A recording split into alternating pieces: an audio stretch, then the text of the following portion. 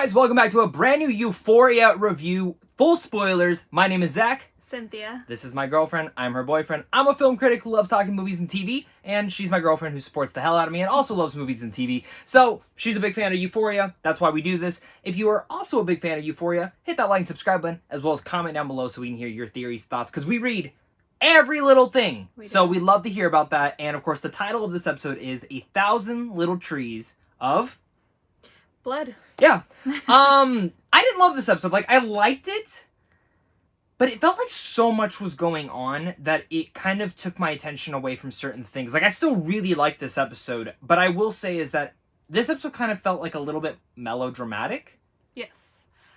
I feel like it was building up for something huge, and, I mean, Some big stuff still happened. But it wasn't what we wanted. Yeah, like, especially coming off last week, which I told you I think is the best episode they've ever done, which I think you said is the second best episode for you.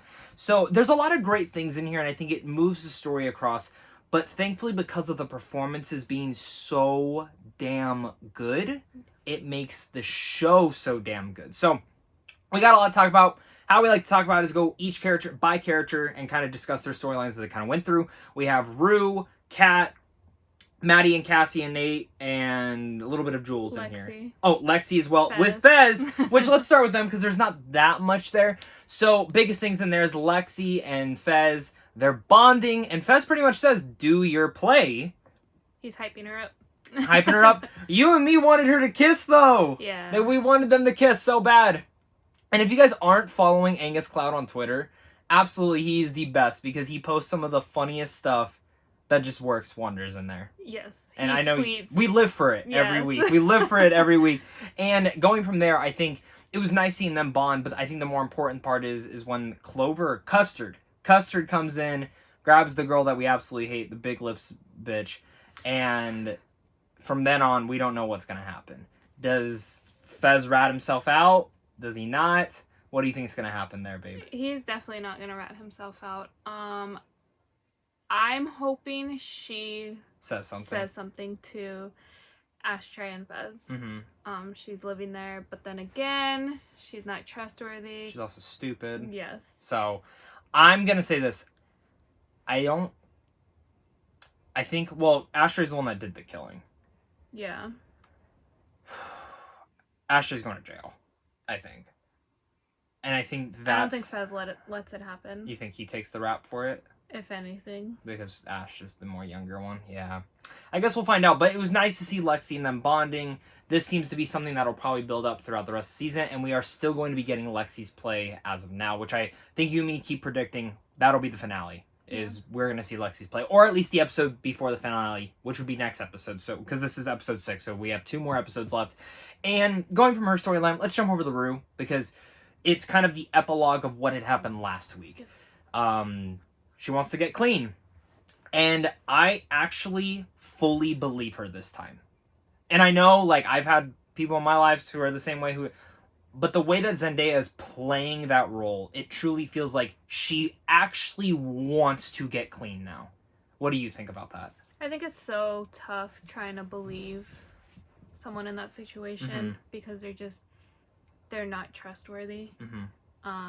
There's a lot still going on within themselves that no one around them has any idea. And something could trigger her to go be like, I need it. But I am hoping that this is going to be that push with Ollie's help, with her family's help, and with everything of that nature. And I do like that her and Ollie came to that reconcile. And I think he understands. He's been there before. And I do like that whole relationship, that dynamic between them. And I think, a lot of people give Gia shit, but, like, she is reacting how she would react. How anyone would react in that exactly, situation. And how much she's been hurt. And I do love how they were able to handle that situation, and Zendaya just, again, proves while she is a phenomenal actress. She's amazing. And just that one scene with her on the conversation with Ali on the phone, it was very, very, like, heartbreaking in there. And I love I think that just proves that she does have a conscience. Like, she does. Still, and she felt bad. Yeah, she and truly does. She went on her own and apologized. And she has a lot of people to apologize. She got to apologize to Fez, Jules, but I think that's Elliot. the first start to it, and that was very brave of her. Yeah, because she didn't know how he was going to react. And again, I loved loved her acting in that moment. And Coleman Domingo. If you guys have not seen Zola yet, which I know you haven't, we need to watch it. He's so amazing it. Same with Ma Rainey's Black Bottom, Chadwick Boseman's last movie. He's also incredible in there. Such an underrated actor. Go check out his movies and his filmography. But let's move over to Kat now. Kat and her boyfriend. We knew they were going to break up.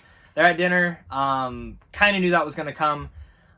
It kind of made me hate Kat in the moment.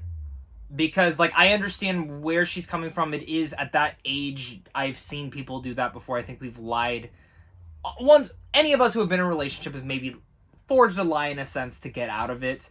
I do think Kat was a little bit too, like, when she's like, you and me, there are lines throughout this movie or show that you and me just laugh our ass off at. And a lot of the stuff she was saying, it was like, just be honest. And I think he knew, but being in that situation, like, being with someone that loves you but you don't love them, it's tough.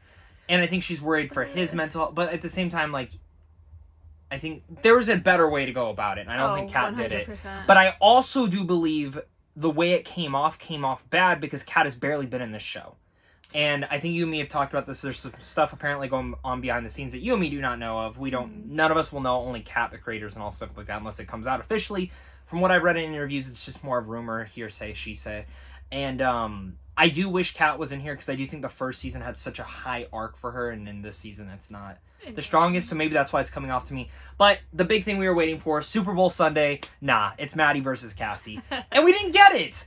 We got elements of the story moving forward, but not enough. Mm-hmm. And I think a lot of it starts with, of course, Nate and his mom bonding. And I thought that was nice, which, do you want to mention the thing you think about Nate's mom? To me, Nate's mom looks exactly like the teacher. Yeah. The drug dealer. Like, they don't sound the same, but they look alike a lot. I doubt they're related. I doubt they would do that. It would be too close. But, I mean, if it happens, it happens. You called it first, so. Right? Yeah. Yeah. So, it was nice to see them bond and kind of have a discussion about her past, his past, and it kind of just pointed to him that, like, I need to get that tape back. My thing is, when she brought up how he turned dark at a certain age, like around 8 or 9 years old. Mm-hmm.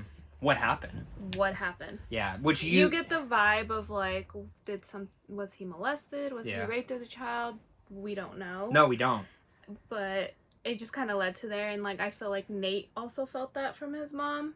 That he's, like, blocking a dark passenger there, which kids will do if there was something that bad that had happened to them at such a young age. And again, this is why I like this show, is because I absolutely hate Nate again. I mean, they tried to start making us like him. And Jesus Christ, his whole thing, getting the gun, which he said that there weren't bullets in it, but I don't believe him. I know, you can't trust him. Yeah. I mean, yeah, he could have put blanks in it, but, like, really? And he did a fucked up thing. I mean, so Cassie's been blowing up his damn phone. Cassie's had some of the funniest lines, or, like, that whole dynamic between her family, Lexi, her, that was all great. And I liked how Lexi defended Fez in that moment. Finally! I like how they hid the knives, and then, like, Cassie tried to, like, kill herself with, like, the fucking corkscrew, like, and her mom's just like, stop it. She's just very dramatic. She is, and I think we saw the parallels of everyone. Then we even saw Maddy and how she's dealing with it. We see that depressed, which again, Alexi Demie is absolutely great at. Everyone is fantastic. Sydney Sweeney, as annoying as Cassie has been so far, she's not that annoying to the point where I hate her character, and I'm like, just go back to a different character. I hate her character. But do you ever, like, feel like you're just, like, over, like, you don't want to see her anymore? I'm not there because of the acting. I'm overseeing how dramatic she is. It's funny to me, though. That's what I love about it. Like, get over yourself. Yeah, but Alexi Demie is also great.